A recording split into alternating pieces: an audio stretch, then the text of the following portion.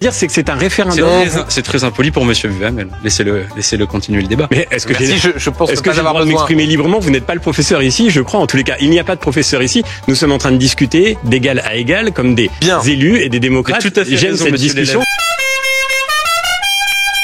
Et c'est ce dimanche 19 mai qu'a eu lieu le débat très attendu entre Louis Boyard de la France Insoumise et François-Xavier Bellamy, le candidat des Républicains. Et comme on pouvait s'y attendre, Louis Boyard s'est fait détruire par Bellamy, et en particulier au sujet des émeutes en Nouvelle-Calédonie.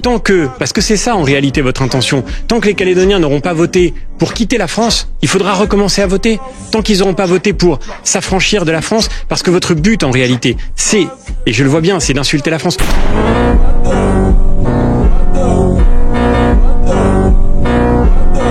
Déjà, ce débat il commence très fort pour une raison, c'est qu'il y a eu 3 référendums en Nouvelle-Calédonie. Il y en a eu un en 2018, il y en a eu un en 2020 et en 2021, et à chaque fois, le non à l'indépendance l'a emporté. Donc il s'agirait peut-être de respecter les référendums, sinon ça sert à rien d'en faire. Mais bon, évidemment c'est Louis Boyard, donc dès qu'il peut cracher sur la France et parler de colonialisme, il le fait. Au-delà de ça, il y a un argument très simple, regardez juste l'état de Madagascar ou l'état des Comores depuis qu'ils sont devenus indépendants de la France, et vous allez vite comprendre pourquoi la Nouvelle-Calédonie a tout intérêt à rester française. Si c'était que ça irait. Mais évidemment, c'est Louis Boyard, donc il a aussi trouvé le moyen de bégayer sur le Hamas. Et même le jour d'ailleurs de notre discussion à Sciences Po, vous refusiez encore de dire que c'était un attentat terroriste. Pas du tout, je vous invite Est-ce à que le regarder Hamas les est une images. organisation terroriste, monsieur Boyard?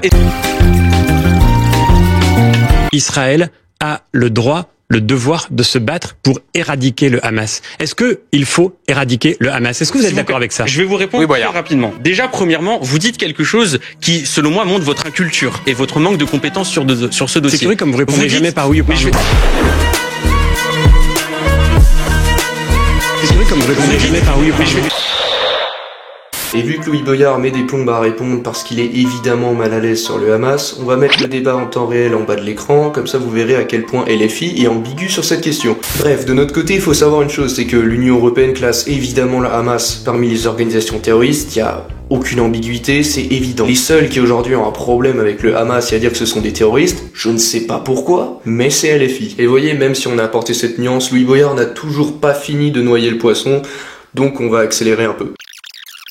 Vous dites, est-ce que éradiquer le Hamas est un objectif louable? Actuellement, vous me permettez que je réponde de façon extraordinaire. Vous ne répondez pas aux questions. Vous savez pourquoi vous ne répondez pas? Vous savez pourquoi vous ne répondez pas? Monsieur Bellamy, je vais vous répondre très simplement. Je vais vous répondre très simplement. Le Hamas est une organisation qui est contre l'existence de l'État d'Israël. Je suis d'accord pour dire que ce n'est pas une bonne partie dans la solution. Mais Monsieur Netanyahou, qui veut éradiquer l'État de Palestine, est-ce que vous êtes d'accord pour que Monsieur Netanyahou reste au pouvoir? Monsieur Boyard, ce n'est pas une position théorique. Vous vous perdez dans des circonvolutions interminables pour ne pas répondre aux questions. Parce que vous avez peur de fâcher une clientèle.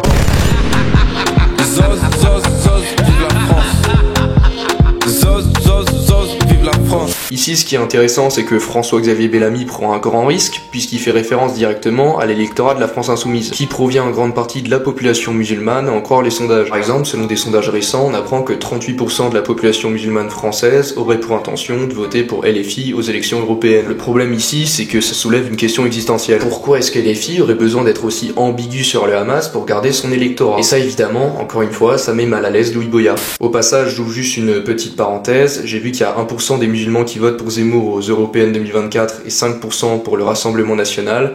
Force et honneur à ces Français qui ont osé sauter le pas. Et ce malaise chez la France Insoumise dont j'étais en train de vous parler, on le remarque plus spécifiquement dès qu'on parle de Rima Hassan. Comme rien, jamais, ne pourra excuser le fait que Rima Hassan, à la question de savoir si l'action du Hamas est légitime, a répondu que vous le vouliez ou non, oui.